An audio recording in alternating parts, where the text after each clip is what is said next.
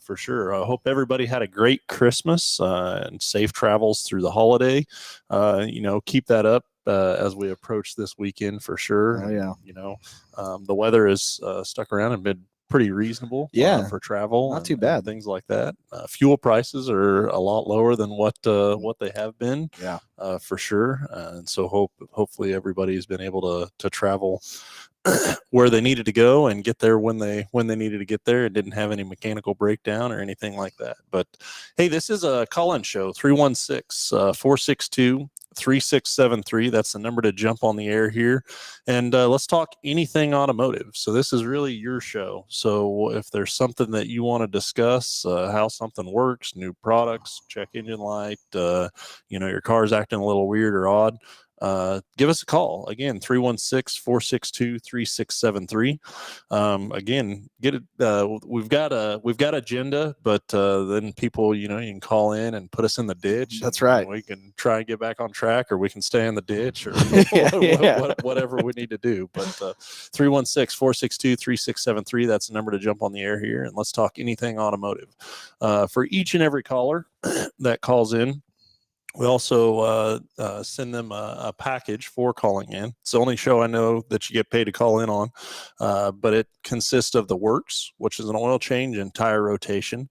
We use Motorcraft oil and filter products here at Hambelton Ford. While we're performing that, we're also going to complete a multi-point inspection on your vehicle, checking over the brakes, tires, steering, suspension, all the safety-related components, making sure that that vehicle is ready to go for that next 5,000 miles of driving. You'll also receive yourself $10 to Mel's Diner, so you can get yourself something to eat and drink while you're here with us at the Big Corner. Complete nitrogen for your tires, so you get all the great benefits that nitrogen has to offer. And then a BG products package, which consists of a can of CF5 for your fuel system, and MOA, which is motor oil additive for your engine oil. Again, just getting that vehicle geared up and ready to go for that next 5,000 miles of driving. So let's get the phones ringing, 316-462-3673. So, Scotty, I know you got a list that you wanted to, or wrote down there a list that you wanted to go over. But I want to put it out there for the callers or people that are calling in. We're going to give away the works package today, but then also on top of that, for the first caller that wants to call in, it is a new year. We're going to talk about, talk about things new. Okay. So whether it's a New Year's resolution that you want to make in automotive, so something that you could do better for your individual vehicle to help take care of it. So a new resolution from that, or if you don't have anything there, let's talk about your first new car purchase. Okay. Whether it was a new car or just first new to you car. So your very first car purchase, what it was, how it went. Did you end up liking the car? Was it your best friend? Was it your worst enemy?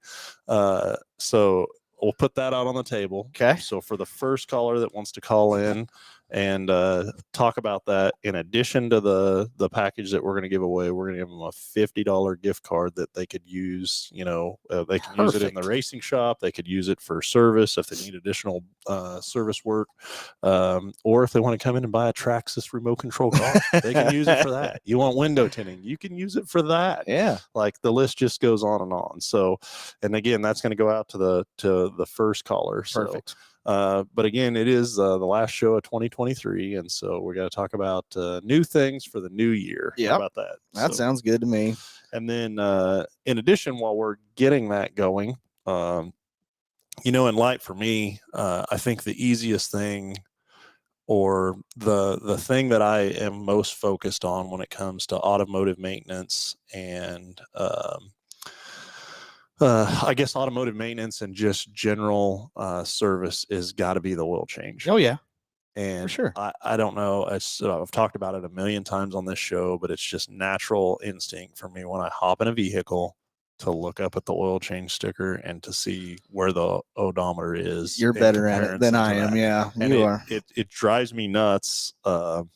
From a staff standpoint, if everybody is not like that, for one, just because consumers just generally do not pay attention to it. You're right. And I think we depend on them sometimes whenever we hop in and they don't mention it, but you're exactly right, because that is probably the most bare essential thing that you have as a responsibility to take care of your vehicle is to change the oil. And it's not here's my thing with it, like looking at that sticker and then looking at the odometer, like the vehicle's not going to stop running. Yeah. It's not going to, it's going to go, it's going to continue to go, but also for longevity, for protecting your investment, for not ending up on the side of the road. And so then I correlate that with, okay, I mean, I can't even tell you how many vehicles that I get in that they've completely removed the sticker. Oh yeah. Like it's not even there. Yep. And that just blows me away. Yep. Like, what are you what are you thinking? So I don't know if you have a thought on that. Maybe you don't like the way it looks. Maybe, I don't know, maybe it's an eyesore or something like that. But then I think, think about all the different repair facilities that are out there, all the different automotive, oil change spots that are out there. And how does a consumer know where to choose to do business? Yeah. What are they basing that decision off of? Probably quite a few things, I would guess. I think you and I probably have a difference of opinion as far as why we choose certain places. But my favorite thing in the world is whenever Phil talks about going to some particular place and it's dead. Yeah. He doesn't want to go there. So I've got we've got a caller coming through, but I have a situation or a scenario that I got involved with this week, talking to an individual about this specific thing. Yeah. About choosing a service facility and kind of the experience that they had and stuff like that. We'll get this caller patch through, and then we'll go ahead and we'll talk about that as well. But it's that oil change sticker and the maintenance interval, to me, it's so important. Oh yeah. But it's not just about the oil change. Mm-hmm. I mean, it starts there, but there's so much more value that can be added to that as well. So we'll get this caller patched in here, and we'll see what they got to talk about for the new year, and what's going on with them. I want to hear first cars. First cars. That's the good one. Think so? I think so. That's the stuff that I like. Is the first vehicle. Yep. Let's see. Well, come on now. So, Greg, we're trying to get you patched through here to see what you have going on. But again, 316-462-3673. That's the number to jump on the air here with us and talk about anything automotive that you want to talk about, or if you also want to talk about we're down to the last show of the year. It is a new year, so the challenge was talking about New Year's resolution that you may have that is automotive related, or if you wanted to talk about first new vehicle experience. So whether it's a brand new vehicle or whether it's just a new to you vehicle, those will work. So let's go to the phones. Let's talk to Greg. Greg, you're on live with Under the Hood. Good morning. Yes. Well, my very first car was a 71 Ford Torino GT fastback. Nice. 71. That's awesome. And so it was brand new. Brand new. Okay. And it was a fun car. I only had it 2 years and traded it off for a Charger SE with a 400 Magnum. It was a fun car. Yeah, you got rid of one fun car for another fun car. So let's talk about that experience. So in 71, did you go to a specific dealership because they had the car, or was it something that you were going there to purchase a vehicle anyways? I grew up in a small town out in the country near a small town in western Kansas, and I ordered it from Ralph Baird. Okay. In Kinsley, Kansas back then. Okay. Yeah. Yeah, I'm familiar with Kinsley. So Same. you ordered it from that dealership. Right. Would you happen at all to remember how long you waited for it? No, it wasn't too long. Yeah. I'd say, it wasn't not more than 6 weeks. Really? Yeah. Wow. That's pretty good.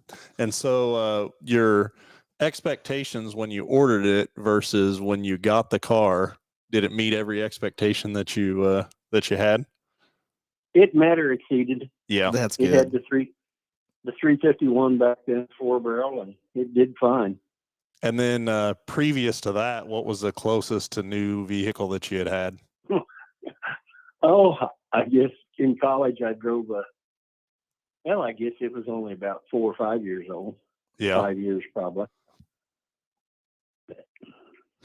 But it really was a hand-me-down for my folks to go to college with. This is my first car. That was your first interest for sure. Right. Right. Well, very good. Yeah, that's when you get to go through that process and pick out what color you want and the interior that you want and stuff like that. There's something definitely to be said about that this is what I wanted. That shows a statement. So you had it for about 2 years. In that 2 years time frame, did you do anything to it as far as like add any accessories or wheels or anything along those lines? Only thing is I put an 8-track in it back then. Heck yeah, man. That's awesome. Yeah, that's very cool. So, and then had it about 2 years. Remember just roughly how many miles you had on it in that time? It had about 40,000. Oh wow! And it sat for 13 weeks when I was shipped out of town on business, and it sat in a parking lot. So it sat out of that 2 years. It sat a quarter. Yeah. Wow. So you it definitely you didn't let any grass grow under that. No. At all. And so got rid of it about 2 years later. What'd you get rid of it for? Well, I wanted that new Dodge Charger with the 400 Magnum, and I bought it in Kinsley too. I ordered it from Fravel Motors back then. And he turned around and sold it to my first cousin. Oh yeah. He had it till he wrecked it. Oh, he had it till he wrecked it, totaled it. Yeah. Wow. Very, very good. I wonder if that 8-track, the 8-track stay in it the whole time? The first one got stolen. Oh, really? Wow. In broad daylight in Wichita there. Wow. And then I put another one in, and it went with the car when I traded it off. Yeah. So it got stolen while you had it? Yep. Wow. Yep. I just think of somebody carrying across an 8-track in the mall parking lot right now. For sure. That is that's crazy. So, well, very good. Thank you very much for the story. It's always fun to it's amazing to me how many stories can be related to something automotive. Oh yeah. Whether it's a new car or it's just can be both a very exciting time in somebody's life and then also can be very bad. A very bad experience in somebody's life when you talk about automotive stories like that. For sure. Greg, thank you very much for the call. We'll add that $50 gift card onto your package as well, and like I said, that'll be good for any additional services or anything that you need to get taken care of while you're here with us. So, yep, you have a very safe and happy New Year. Okay. Okay. Thank you. Same to you. Thanks. Bye. Yeah, very cool. Very cool story. Oh, yeah. Like I said, it just totally amazes me how stories can be related to automotive or and again, that can be both good and bad stories. Yeah.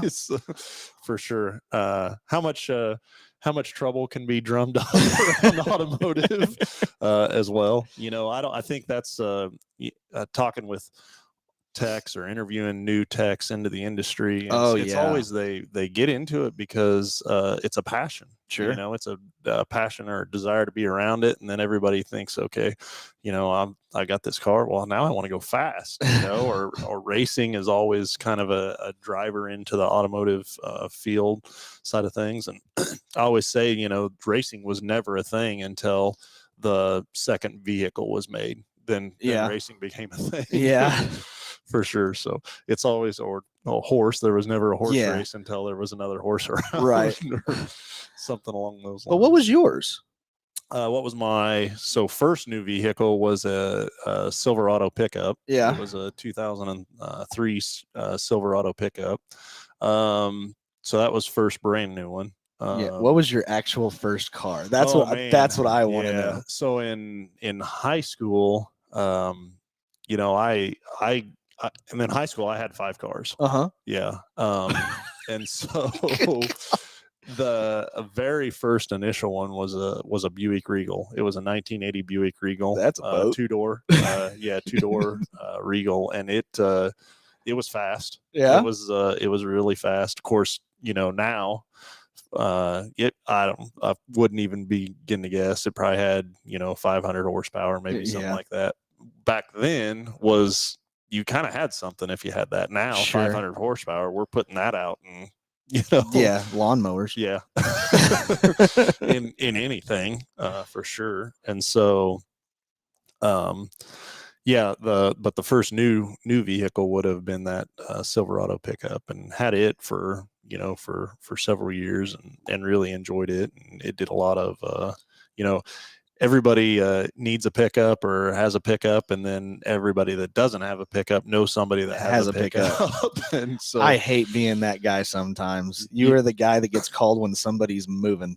You get involved in a lot of things. Yeah, and if you're lucky, then you can just donate your pickup to the cause. Oh, and yeah. not actually physically be involved in moving something. But that's definitely a truck thing for sure. Oh yeah. So I got a 1998 Ford Ranger was my very first truck, yeah. and it was stick shift, but it was the one that had the step side on the bed.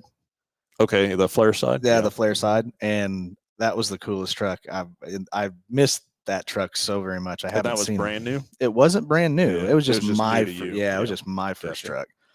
truck. But yeah, that was a good truck. And then I got my very first brand new vehicle I bought from here. Yeah. Yeah.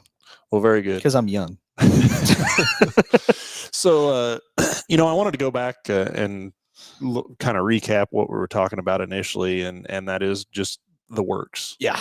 The general works on being able to maintain or take care of your vehicle. And I guess express, you know, how important that is, or how important that service is, but not only just completing that service, but I guess where you're completing it, but then what else is being done in that interval. And like I said, before we took the call, had the opportunity to speak with a gentleman this week, and this was outside of anything here. We're just, I was making conversation. I was actually at another place of business. And I happened to see a gentleman. We were in the parking lot. He gets out of his truck, and like the whole driver's side of his truck is just smashed in. I mean, from the front bumper all the way down to the rear bumper. And, you know, just in conversation, I was like, man, that must have been an exciting ride. You know, there was surely a story to tell behind all this physical damage on the side of this truck. And so we went along and was talking kind of about what happened. Well, he had ended up in a median on Interstate 70. Oh. And then I'm thinking, okay, well, there's got to be more to this details. Stories, what's going on. And so he had said that he was going down the road and he had a wheel bearing that had failed on him. Oh. And he essentially kind of lost control of the vehicle, and it running into the guardrail. Now, luckily, absolutely nobody else was hurt or anything like that.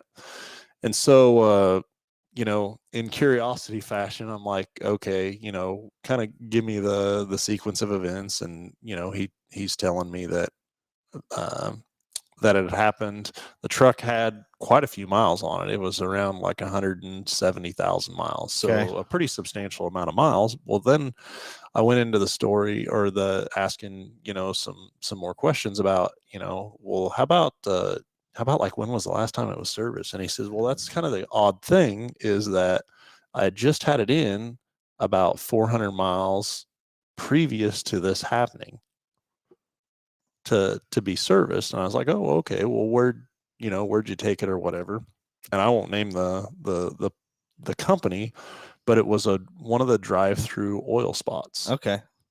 That makes sense. And so, and I said, oh, well, what's your experience with that? And he says, oh man, they're great. They get me in and out, and I'm, he says I wasn't even there 15 minutes.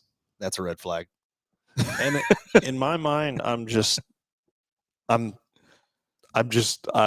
awe. Yeah. You know what I'm saying? Like in 15 minutes, what can be done in 15 minutes? Like, did they change his oil? Yeah, they changed his oil, but that is it. Like he says, I go there, I pull in, I drive over a pit. Like I don't even see a guy there's somebody down below. I don't even see him, don't even know what they're doing. But he says, I stayed in the vehicle the entire time. Completely. They never lifted the truck off the ground. They never got the tires off to rotate it. Yeah. And there's nothing against this place of business, but as a consumer, doing something like that versus a true works service with a multi-point inspection and everything like that. And as a consumer, I mean, I guess I get it. I understand that. Okay, you're looking for convenience. You're looking for the least amount of time out of your day from that side. But you have to understand that there's value in that. Sure. Yeah, there's a lot missed by doing a service that way. And believe it or not, before I came to Hambelton, I actually worked at a facility that was very similar to that. And there's a lot of things that you can miss with doing services like that, just because, like you said, not picking up the vehicle. And a lot of vehicles anymore, 15 minutes to drain all the oil out of it, that doesn't happen. You're not getting everything out. Yeah. So there's a lot of things like that are just giant red flags to me that, that's part of being in the industry, though. Sure. So to a normal consumer, like how do you convey that to a normal consumer of what they're after? And where I guess I'm going with that is it's our job to build the value in what we do every day.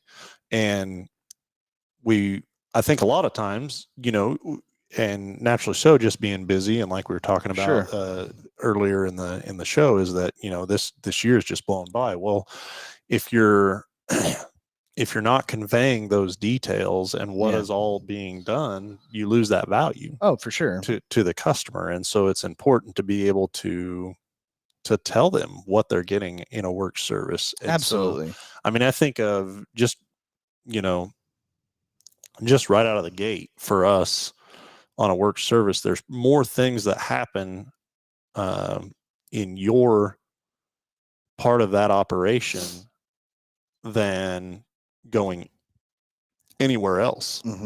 And what are some of those details that happen in that work service that you can think of right off the top of your head that a customer is probably not getting in a situation similar to what this gentleman was receiving? I mean, everything that they check is viable. I mean, we have actually parts of our invoice that specify like tires, batteries, brakes on all of our invoices, that they were checked and whether they passed or failed, just to basically pass on that knowledge to the customer. Now, as an advisor, that's all a responsibility, obviously, if there's something that we found, to obviously relay that information.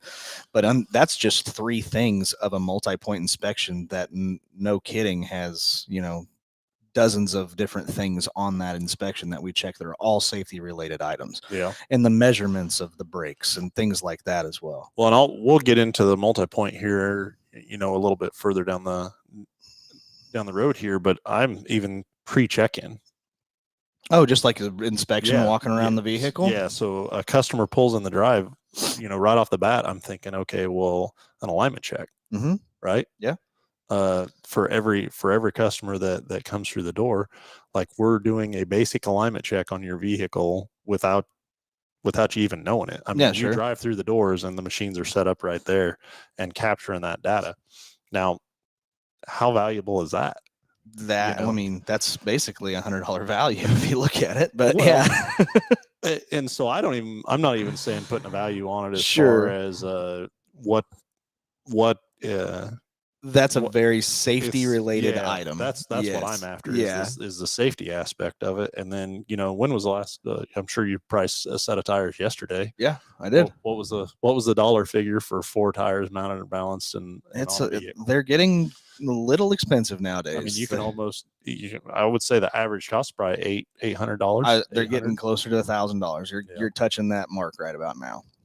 Which, I mean, there's not many people that would say, okay, if you walked up to him tomorrow and said, hey, I got to have $1,000, like, yeah, there's people that could do it, but that's a pain point. Oh yeah, for sure. And so to be able to plan that out and know, a year down the road of, hey, okay, probably 6 months, then 3 months, then, sure. As that gets closer, you can prepare for it. And then on top of that, we're getting ready to get into weather where you got ice and snow. And so if you're talking about like tires and tread depths and things like that, just to be able to check that is obviously crucial as well. And we do that walking around the vehicle. The other side of tires is run into a situation just the other day. We at times we'll do DOT inspections, and repair or work on trailers. And trailers is one of the things. I mean, there's a lot of vehicles like that too that they do a lot of sitting. Oh yeah, especially somebody has a high performance vehicle or something that doesn't get drove a lot. That's just their church vehicle. Maybe. Oh yeah. DOT, the date or the age of a tire is a huge thing too. Dry rotting or cracking is not as common as it used to be, but it's definitely still prevalent. Oh, for yeah. sure. Yeah. And so just a good physical inspection on that tire to make sure that it is roadworthy, that it's going to be okay. And like you said, this time of year with inclement weather, you want to have everything to the best of your ability, for sure. And so on that works basic service, we're driving in, we're checking the alignment, we're doing a walk around on the vehicle, looking at wiper blades. That's how many people need wiper blades, but then don't remember it or forget about it until it rains, or snows. And then you're traveling, you're going somewhere, you need them now, and you don't have them. And then by the next time you can do anything about it, you've forgot about it again, because it's Kansas and that only happens every so often, for sure. So that's another huge one. Oh yeah. The battery. Yep. What's the state of the battery? That's another big one. I mean, especially whenever it always seems that batteries decide to die in the worst possible scenarios. And it's always when it's freezing cold outside and you're trying to get to work in the morning, you just dusted off all of the ice and stuff that accumulated overnight, and you go into the vehicle and try to start it up and click, not a thing. And so just with the basic getting the vehicle serviced, we can actually use a tester and see what the overall health of that battery is. And that can definitely be a lifesaver in a situation to where you need to get to where you need to go. And we understand that. Just don't put it off to the last minute kind of thing. But that's definitely one thing that we always check. Yeah. So now we'll move away from the multi-point inspection. I want to get back to that more on the technician side, but what's something else that you guys just at Write Up are looking for? Well, what do you mean? Like, so how about open campaigns or recalls? Oh yeah, big time. That's a good one. Yeah. Check it every single vehicle that comes in. If it's a Ford vehicle, we can pull up any open campaigns on vehicles, like warranty extensions and or recalls. And that's pretty easy, but that's like something that we don't even think about anymore. Sorry, you drew me on a blank because it's so automatic. Well, my thing though is that how are we conveying that to the customer that we're even doing that? We're even doing that? Yeah. I'm pretty good at that. You see, you know what I'm saying? Like, it's just something that in our mind, okay, we do it every day, so it's just part of this process. Well, that 15-minute oil spot, no way that happened. Like, there's no way that happened. Nor did anybody there care. For sure. Yeah. No, you're right. 15 minutes. There's no way that they're checking that stuff. And so, okay, conveying that to a customer of this is important and this is why. Yeah. Now let's say they have 4 or 5 recalls. Well, a recall is a safety item. Yeah. That is something that now I will agree with with some people that there are some things that they recall. It's like, okay, come on, guys. Yes, I do believe this needs to be tended to or get done, but this is not a showstopper here, Sure. by any means. But then there's a lot of recalls out there that they've been recalled for a reason and have caused a lot of serious issues and problems. And so, yeah, that's definitely, something that we do and get addressed for a customer. So, Yeah, absolutely. There's definitely recalls that we try to get obviously scheduled, especially if they need to come over to the main dealership and things like that are larger and stuff. But all of them, in my opinion, are pretty serious no matter what. There's a recall out there for a reason, especially if it's a safety recall. Those need to be done. well, and in your experience, the talking about recalls in general, years ago, I think the manufacturers had a lot wider band of recalls. So, in other words, when they had something that was being recalled, it affected way more vehicles. Well, now they've got it dialed down to where the amount of recalls per each individual recall number is a lot fewer. Right.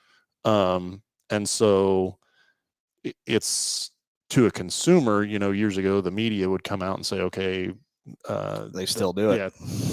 98 Ford Explorers have a recall. Yes. And everybody that owned a 98 Ford Explorer thought that they had a recall. Well, the number is way fewer, but also I do believe there are a lot more recalls now than what there used to be. Yeah. And so for an individual or someone such as yourselves, like, you've got to check it every time. Mm-hmm. And the likelihood of a vehicle having a recall is probably pretty good, but it doesn't affect a mass number of vehicles generally. For sure.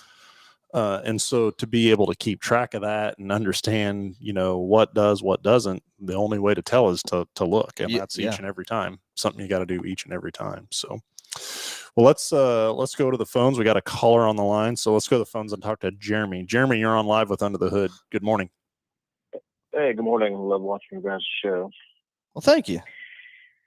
Yeah. Hey, so I have a question. So when it comes to, like, hang on here. When it comes to, I put in a new car battery in. Mm-hmm. Oh, it was probably this summer. And the battery terminals keep forming a lot of corrosion. Do you know what would cause that?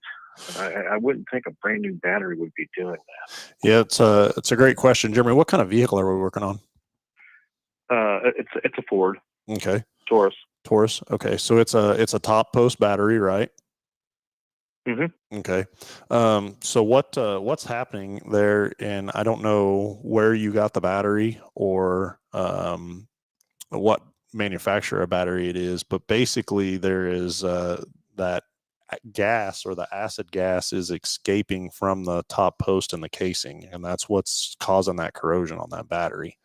So it is something, I mean, to have a little bit of that happen is natural, but if it's excessive, then there's an issue with the battery. Now, there's two ways to go about that, and again, without looking at it, I wouldn't be able to tell you, kind of which way that is. But BG actually produces a service, and they use there's chemicals that they use to clean up the existing corrosion on that cable.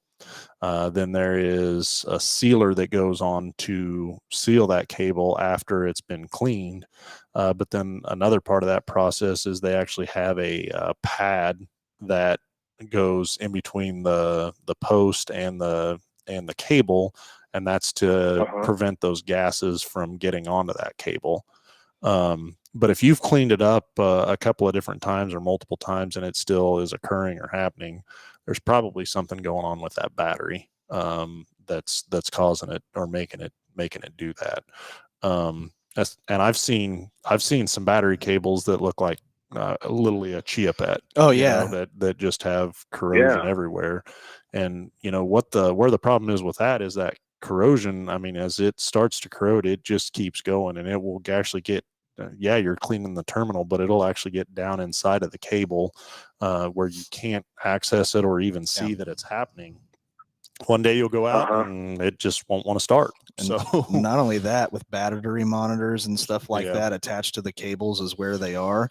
It gets a lot more expensive the further down it goes. Not only are you replacing a cable, but a battery monitor as well. And so that's another thing to think about too. So as part of calling into the show today, Jeremy, you know, you're going to get the multi-point inspection. With that, we can take a look at that battery and the cable and see if it's something that just the simple BG service will take care of or fix that, or if it's something that, hey, there's an issue with the battery. The other side of that is, you know, if the battery is leaking like that, eventually it's going to be detrimental enough to the battery that the battery is going to fail you Right. too. So we would need to catch that or look at that too. So you're telling me it's normal to have a little bit over time, but yeah, not like you were saying, like it's excessive. Yeah, and if it keeps reoccurring too is the other thing. You know, for the most part, that battery is sealed, and again, that's where quality of battery. I'm not saying that you can't buy a quality battery and it be defective, but for the most part, you know, the more quality batteries, you're going to have the less the less chance of that happening. They used to have vents outside of those batteries. Now, and they recycle the casing a lot of the times, and sometimes that vent is still there, but that vent is closed off, so that those gases have to go someplace, and they tend to leak out from the terminals, and that happens more often than not. Yeah. So, but again, we'll put that multi-point inspection, or that multi-point inspection will be on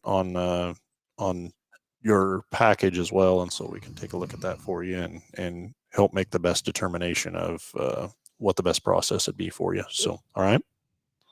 Yeah, I appreciate you taking my call today, and appreciate the package. Appreciate it. No problem. Thanks. You have a good New Year, Jeremy. Yeah, both of you. Same. Thanks for the call. All right. Well, yeah, that's man, I've seen a lot of corrosion.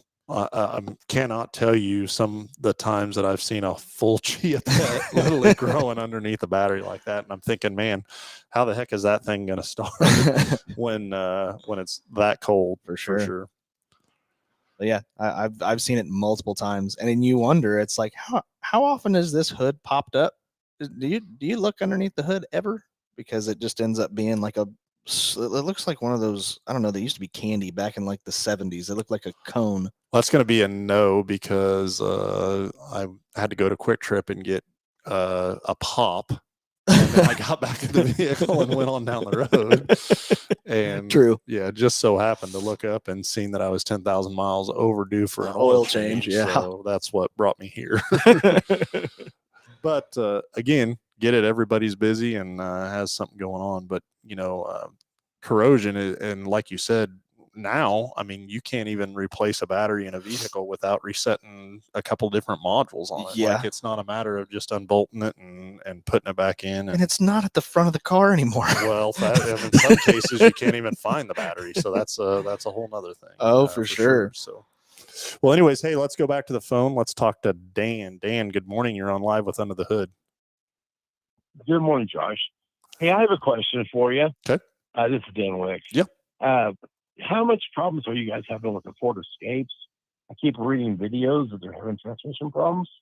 Of transmission problems? Uh-huh. Yeah, I'm several videos, and then my house cleaning lady, she had to have hers replaced. Had to have the transmission replaced? Uh-huh.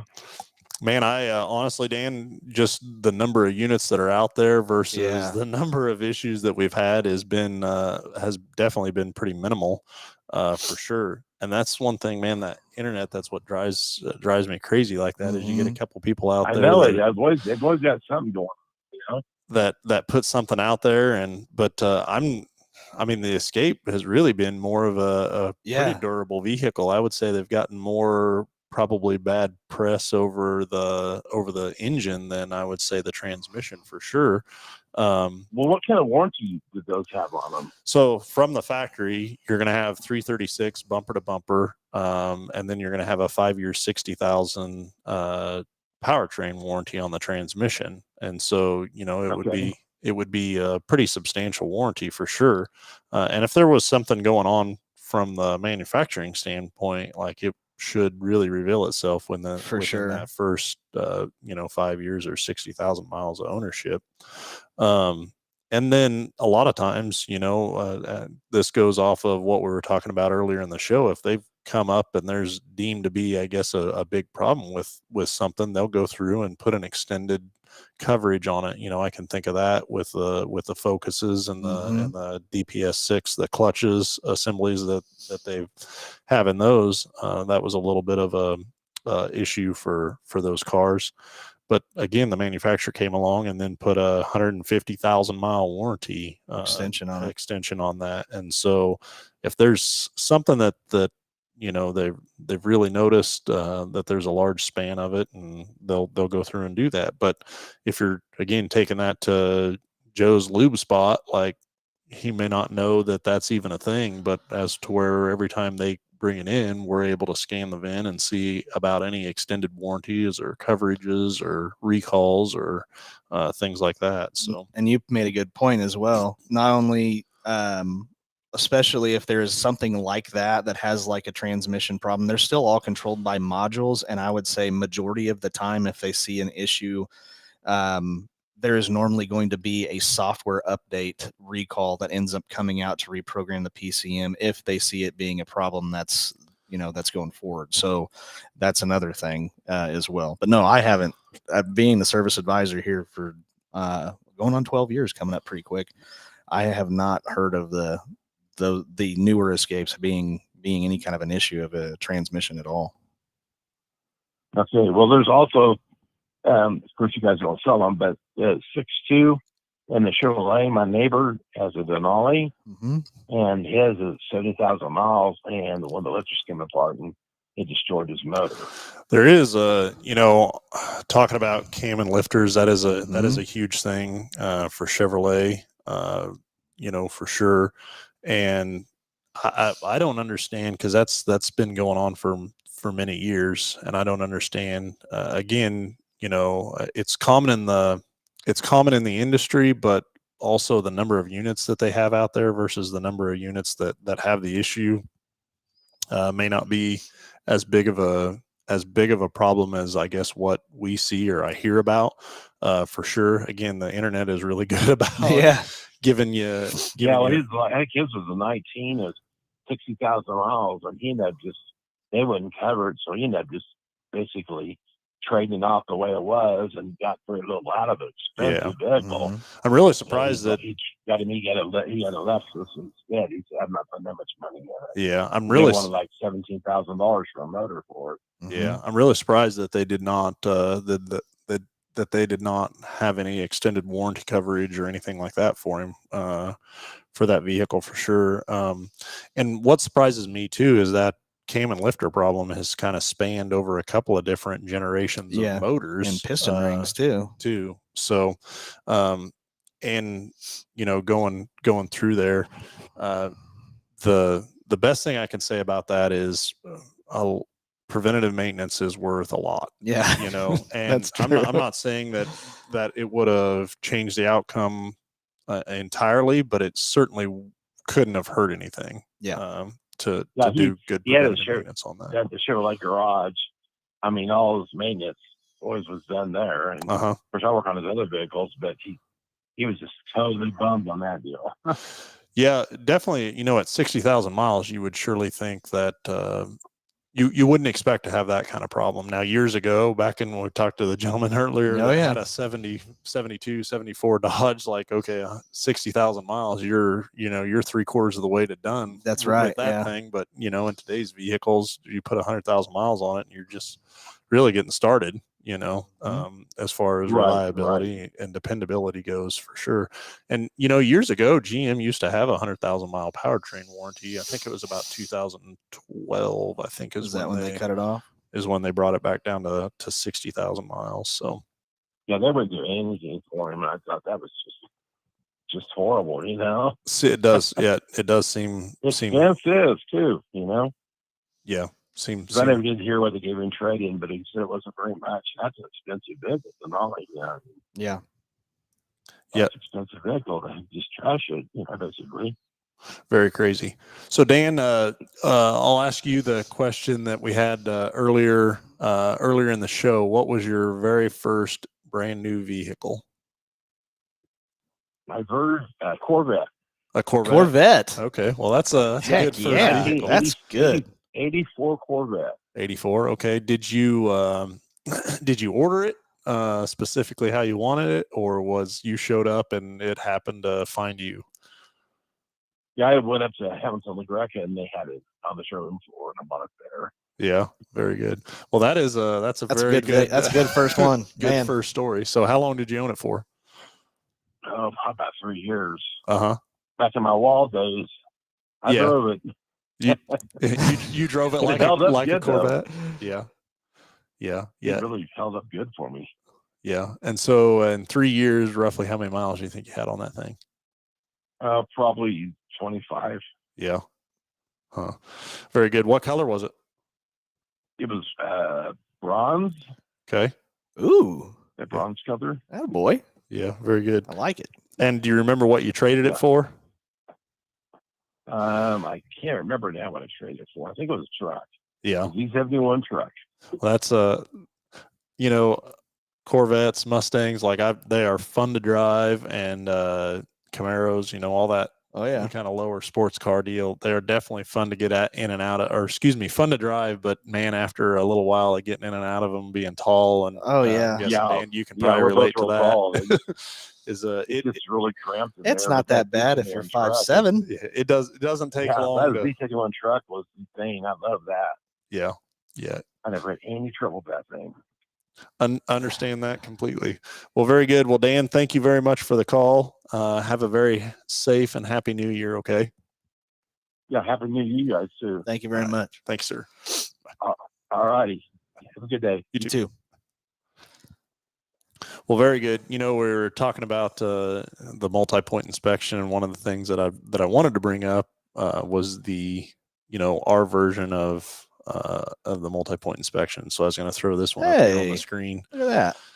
And this is what we do. Yeah. I mean, this is on every vehicle, and be able to check over all these items for a customer to know that they're safe and ready to go. When I go back to my visit with this gentleman that I had earlier this week in regards to his wheel bearing going out and the vehicle just being in, about 400 miles previous to that happening, and I don't know, there's no factual information that says that this would have prevented that. Sure. But I think, it was a $20,000 damage on the side of this truck.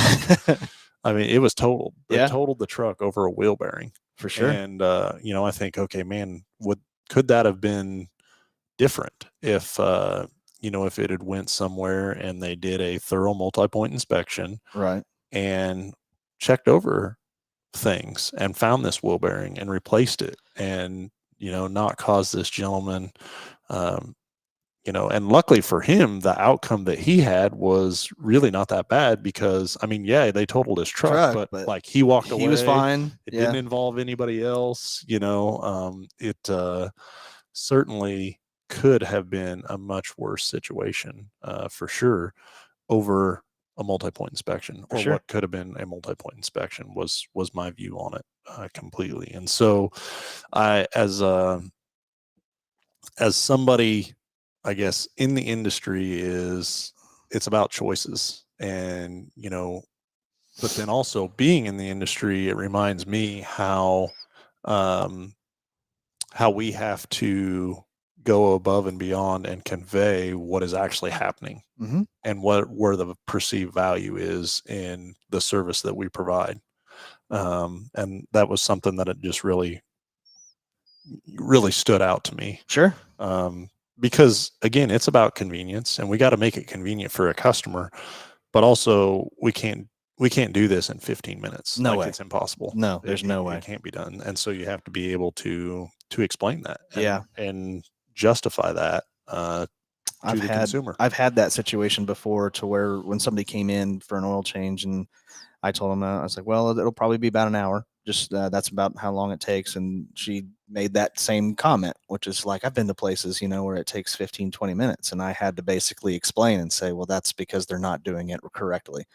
This is what we do, and this is how we do it, and this is how it's done correctly. And then just educating a customer in that situation. I mean, I've taken care of her ever since. And that's been kind of one of those things with her that, I was able to convey what it is. Whenever you're servicing a vehicle, it's not just draining the oil and put a new filter on and zip you down the road, because that can be a huge disservice, like what you're talking about with the situation with the guy that you had. And so that's something that, it's very important, especially in our industry. So. Very, very true. So we'll go through. We got a couple comments here. I neglected the chat, so I saw that. I was going to say something, but I didn't. Completely apologize. Delbert, running both sides of this. Happy New Year. This board. So yes, Happy New Year, Delbert, and good morning to you. And then so Joey says, good point. Wish I would have taken my vehicle in for service work instead of half a in myself. So, and then that's one of the things too that I wanted to talk about is, people doing the service themselves. Like, I'm all about that. Like, I think that's great to be involved in the mechanical side of it, but just if you're going to do it, make sure you're. Is it even worth it anymore? Oh, it's like the oil and the filter and everything. When you get all of that together, it's about the same price as having somebody else do it. So from a dollar standpoint, no, we've got it. It's set up cost efficiently. Like, you could not go purchase the oil that it needed, the filter, and then by the time you had the oil, the used oil that you had to do something with and stuff like that, like, you could. I think it came down to an additional $5 or $10 that you would pay on top of that if you're using the same, Motorcraft oil and filter and stuff like that. 100% not worth it. But there are some people that just want to mechanically be involved, and that's great. Yeah, just make sure that we're checking tire pressures, that we're going through checking. And my biggest thing is, in our environment, is that when somebody's looking at your vehicle, they've looked at 15 other vehicles that are exactly like yours and know what's things stick out. Whenever you've looked at 10 of them the exact same and one of them has something that's different than all the others, that's the red flag. Yep. You know what I mean? Yep, for sure. So, well, hey, everybody, we're going to wind down here. I had a whole list, man. Did you? I did. Yeah, we didn't get to it. We didn't get to any of it. That's what phone calls will do that. Yeah, I get that. Which is fine. I'd rather talk about I would too. I'd rather talk about what they want to talk about and hear the stories and everything like that. For sure. Too. So, but everybody have a safe and wonderful Happy New Year for sure. Cannot believe that 2003 is just about in the books. From that standpoint, if you say we'll see you next year, I swear to God. So I'm not going to say that. Thank you. I was told by my son that is the stupidest dad joke there is. I love your son. So I will not say that. But everybody have a safe and Happy New Year. I want to thank our sponsors, which is BG Products, all the great preventative maintenance items that we use right here inside Hambelton Ford. Go to Rent if you're looking for a larger vehicle, 12 or 15 passenger van. Give Stan a call right here inside Hambelton Ford. And then Big Corner Creative for all your marketing and advertising needs, race car wraps, window wraps, vehicle wraps, window tinting, conventional and traditional media advertisement. So Big Corner Creative is another great sponsor of ours. So everybody have a safe and Happy New Year, and we will talk to you next time.